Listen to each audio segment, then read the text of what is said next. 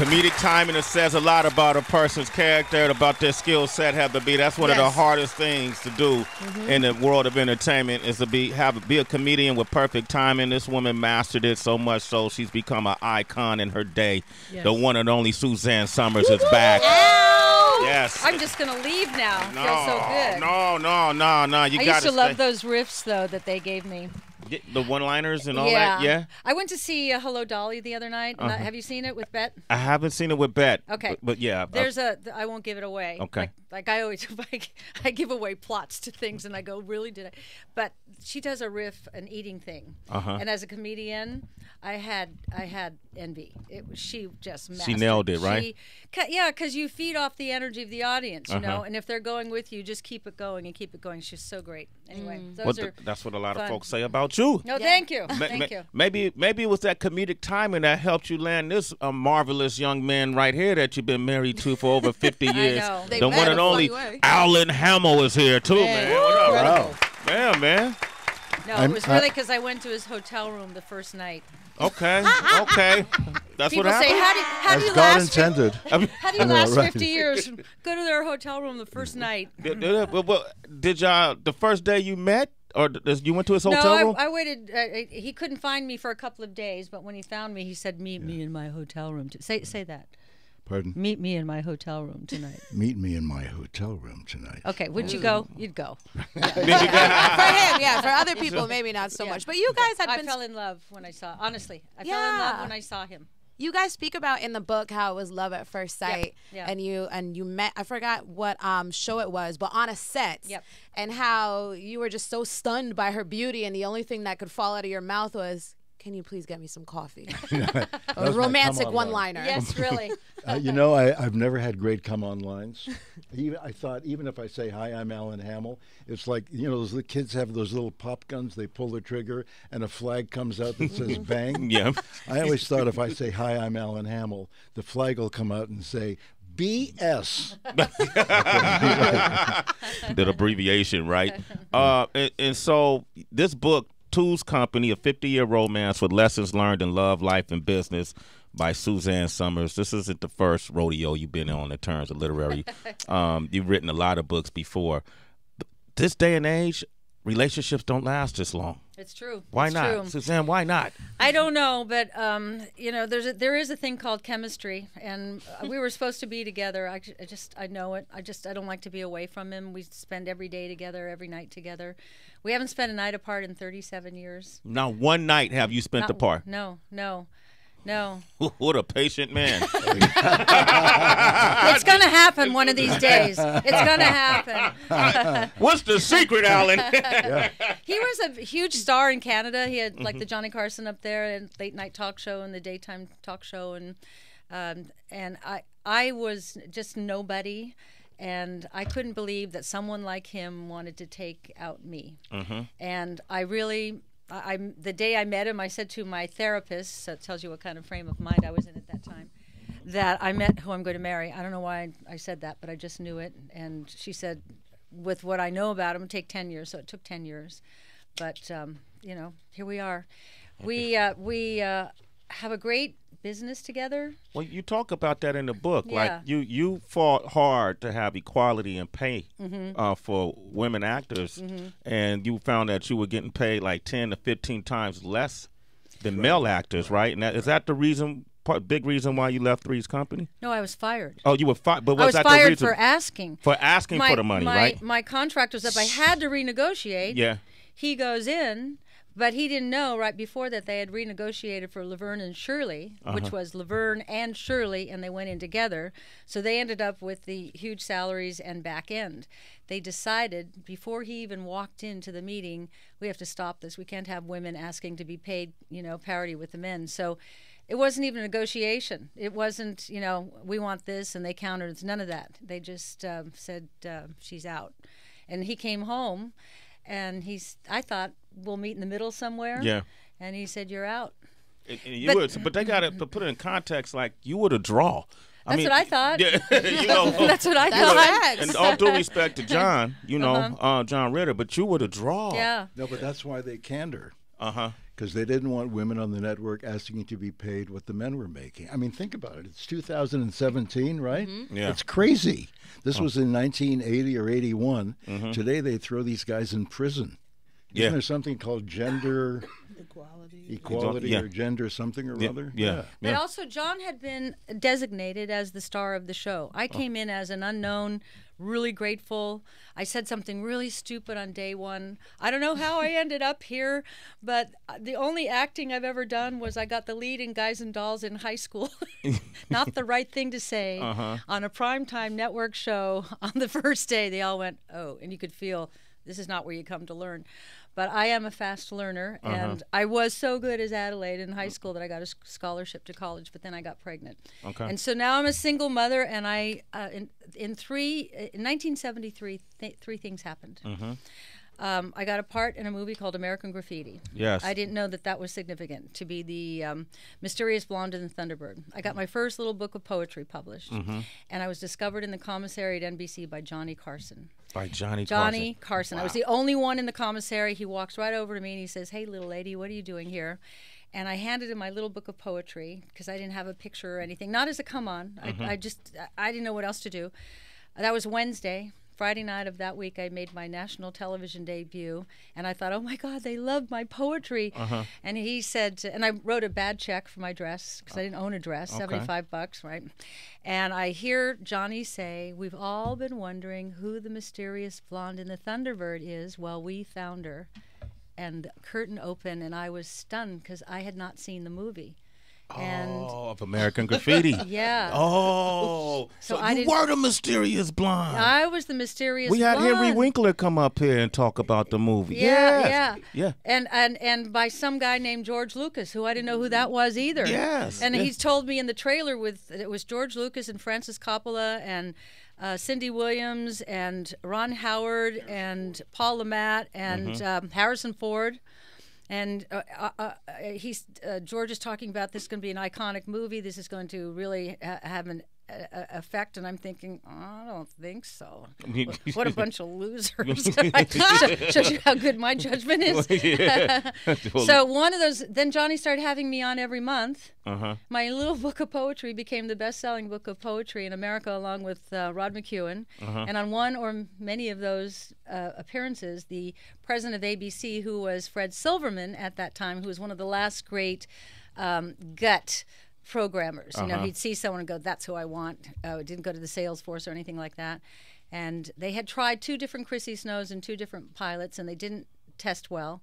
And Fred, as he later told me, said in a meeting, "I got the girl. I see her on the Tonight Show all the time." So imagine in 1973, all those things happened. That in that same year. Yeah, serendipity, and maybe we put ourselves in the right place at the right time. And then I had met you before that, 68, right? 68. Yeah, okay. 68. All right. And so I'm in love with him. He's not going to already told me I'm never getting married again. He got that one out of the way, you know, after the first night. Okay. Which was pretty great. Did y'all have sex the first night? Yeah. Okay, that's good. Okay, my man Alan. Give that man Alan a round of applause, man. My God, this dude. All he had to say was his name, and that's it. Well, I walk up, he says, it was the Japanese hotel in San Francisco, and so I wore my best clothes. Remember, platform heels this big, and I had those pants that would, you know, you couldn't see your platform shoes under it. Yep. And I knock on his door, and he looks at me. He goes, "It's a Japanese suite. You have to take your shoes off in a Japanese suite." And I said, "What else do you have to take off?" Ooh, girl! And that's how it began. And then I walk in, and the lights aren't on, but it's lit by chocolate-scented candles. Ooh. And I go into the bathroom, and he's got sake heating in hot water in the sink, and I'm thinking, oh, he's done this before. And then there's no bed. There's just a tatami mat on the floor with cracked crab on it. He'd gone down to the Fisherman's Wharf and got that. And then he gave me a pot brownie. And I said. Well, it was the '60s San Francisco. Right. And I thought it was weird to have dessert before dinner, but what the heck? I've never been to a man's hotel room. I've never had sake. I've never had a pop brownie. I'm just going to do it all tonight. And I did, and everything was so funny on a pop brownie. I thought he was the funniest person I've ever heard. Must have been sativa. Yeah, and he probably. And I don't know if you've ever had sex on cracked crab shells. It's interesting. On it? Wow. Well, you try to move them out of the way, but there's an urgency to the first time, isn't there? Yes. Wow, Man, man. I'm dying. Something smelling fishy. I think it's Suzanne. No, I'm just joking. I'm joking. I'm joking.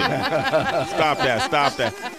And the rest is history, and here we are. Yeah. I want to talk about a lot of things you cover in this book, and I want to open up the phone lines for those who are just looking for ways to sustain a long-term relationship. Yeah. Here are two people who have done it. They're successful at it. years. All right, 888-742-3345. Got the world on a string, sitting on love.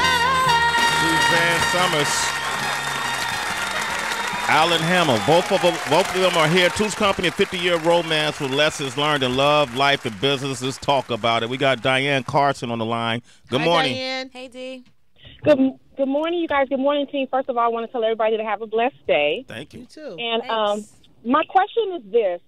Good morning, Suzanne. Hi. I don't have a problem being intimate on the first night. I find that a lot of men are immature and they take that as, oh, she's easy, or I can use her as a hookup instead of seeing I'm someone who thought that we were vibing together and I'm mature enough to express my feelings towards you. So how do you be yourself and allow yourself to be sexually free without men taking that for granted? Well, You've never been asked that before. no, because you were my I'm first. anxious to hear the you answer. were my first Right. sleep on the first date with person. Well, you were my first sleep on the first You're date, so too. lying. He's lying. I honestly, It felt like my first time. that's why we're still together. Alan game is crazy. Give me a round of applause. Yeah, that was smooth. I believed him. All right. I didn't answer her question. I honestly really believed I was in love. And at that time, I came out of Catholic school, and it was all about, you do this weight. because it's somebody you love. And I just felt I was in love. I was. Yeah. I don't know why. How can you be in love with somebody the minute you meet him? But I did. I fell in love with you. And I fell in lust with you. Yes, there you go. Yeah. but I can imagine it's a powerful guy. You were up and coming. And in light of all the information we're hearing now, you hear a lot of women coming out and talking about sexual misconduct, Yeah. especially in Hollywood, Yeah. especially with Harvey Weinstein. Yeah. And you're Suzanne Somers. Yeah. So I can only imagine how many men have probably approached you inappropriately. Did you experience any of that? Not too much. Really? I had one guy who, Alan had a roommate when we first were going together, and on Saturdays he would have these card games, and they were kind of semi-important television producers. And one of them says to me, I'm the girlfriend around, he looks at me and he goes, I have a part, you'd be really good for that. He said, want to have a meeting about this? And I went, yeah. So I meet him, and it's weird because it's at this hotel on Sunset across from Ralph's Market. And I meet him in the restaurant. It's dark, like a bar, and those booths. So I was hungry, so I'm really eating because, great, might as well get a free meal. And at the end of the meal, he leans back and he says, I took the liberty of getting us a room. And I looked at him and I said, for what? And I think I just did not expect it at all, and so that was the end of that. I haven't had too much of that. I really, the worst that I've been treated in the business was being fired for at the height of my success. I'm over it. I didn't mean to rehash it, but it kind of, when I'm writing this book, I thought that was kind of a life event because we decided not to get mad, not to sue anybody, not to waste all my energy like that, but to take the fame that I had, which was tremendous, and it was global, and brand it and use it. And that's the business part, branding Suzanne Somers. And we now have over 1,000 products. And I went to Las Vegas. And as you can just hear, I'm friendly. Yes. So I'm friendly on stage, and I understand what you need when you're in the audience. I can feel it. I know what that, right? I can feel that, and I love performing. And when television started calling me back, it was hard for me to leave Vegas. And in 1987, this was a real triumph for me. I was named Las Vegas Female Entertainer of the Year, and Frank Sinatra was Las Vegas Male Entertainer of the Year. Wow. And it was kind of a comeuppance, you know. Yeah, Suzanne Somers, man, she's here. Do you want me? Oh, go. No, go. Frank gave me an incredible singing lesson on Sunday nights in Vegas when all the headliners' shows would close. Frank would always have a party in his dressing room. So we go to his dressing room. I'm always the kid. And there's Sammy Davis, and there's Rodney Dangerfield, and all these legends. Wow. Yeah, wow. Legends. Wow. And Frank comes up to me one night. He goes, kid, you got a good sound. I said, thank you. He said, you're not breathing right. I said, what do you mean? He said, you're breathing like those singing teachers teach you. He said, you got to sing from your peep. I said, what's your peep? He said, you sing from your peep and you pull from your behind, and you get, a lot more air in there. So I started singing. Wait, what's your peep? What do you think? Yeah, Okay. Yeah.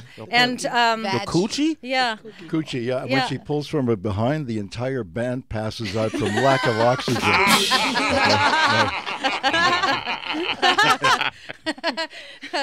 Well, anyway, I have a singing peep. Right. Okay. Ooh, it whistles. So if you were to sing right now, you'll be pulling from your peep. I'd be pulling from my peep, yeah. Yeah. But he was right. You just fill up with a lot more air, and it changes your octave. So, what a privilege to know him. Frank Sinatra, what a privilege to have him Bob give me a Hope, singing all lesson. these guys, yeah, right? Yeah, Paul Anka, that whole era. Yeah.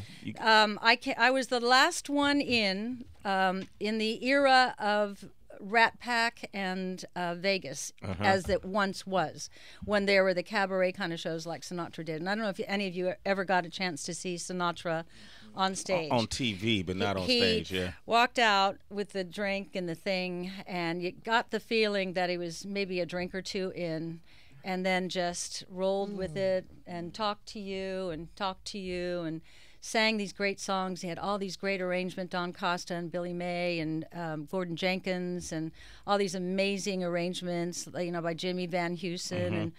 And he taught me the power of lyrics, because he always introduced a song of this was written by Jimmy Van Heusen and gave a little background to it, and he made you listen to every word. And that's what I like to do when I sing a ballad.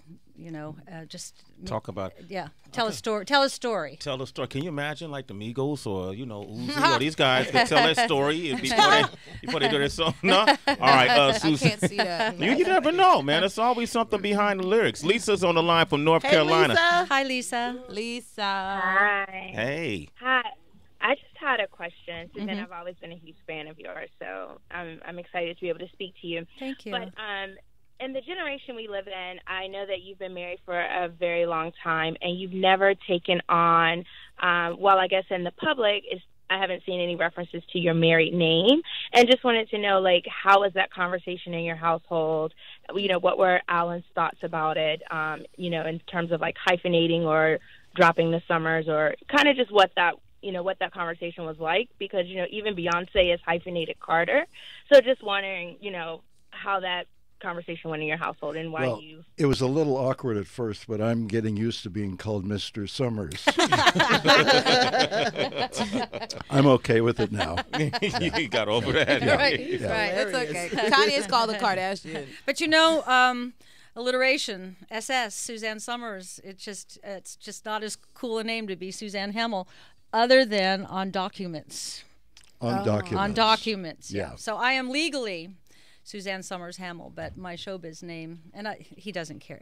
Whatever he says, I tell you, he doesn't care. He doesn't have an ego about that. Okay. So, yeah, man, that's my man. He's a cool guy. Yeah, man. I'm just going to keep applauding this guy, man. In the book, too, I know we got to go, but there was something that surprised me in the book. I can't even pronounce this, this I don't know if it was succinct. How do you say succinct? Succinylcholine? Yeah, succinylcholine. Yeah. What is that? I was poisoned. You were poisoned. Yeah. And it's a suspicious thing around it, right? Yeah. Okay. I write these health books. Yeah. And it goes against big business, because I'm telling women, you know, instead of all the drugs you're taking, why don't you do what I do? Just take a blood test and put back the hormones you're losing in the aging process and from toxins and stress, and feel good. It makes you love aging. I'm really enjoying my age. I'm 71. You're 71? Yeah. Wow. You go, girl. Wow. So because I project a youthful image, but I got a lot of wisdom now. It's because I take these hormones, and I rub on my estrogen every day, and half of the month I rub on the progesterone, a little bit of testosterone in other places on my body, and he rubs on testosterone every day. No, I don't rub it on. Oh, that's right. Tuesdays I give him an injection. Okay. Don't call us on Wednesday. Yeah. He's all juiced up on Yeah. testosterone. Yeah. Wednesday's a big day in our house. Hump day, really. But anyway, oh, watch out. I love Hump Day. Oh, What happened to Hump Day? That guy's gone. No, you guys own it all. You got the patent now. You copyright it. It's pretty great. Yeah. Well, that's another thing about hormones. You know, How often do y'all have sex? Like you're 71. Like how much is Alan? How much you banging it out? I mean, you know. Just a I couple. just struggle along, and she can't keep her hands off me. Yeah. So I do what I can to accommodate her. Okay, my man. It's pretty much every day. Yeah, I'm 10 years sometimes older than twice. she is. Okay. Really? Okay. The second one I'm usually asleep for.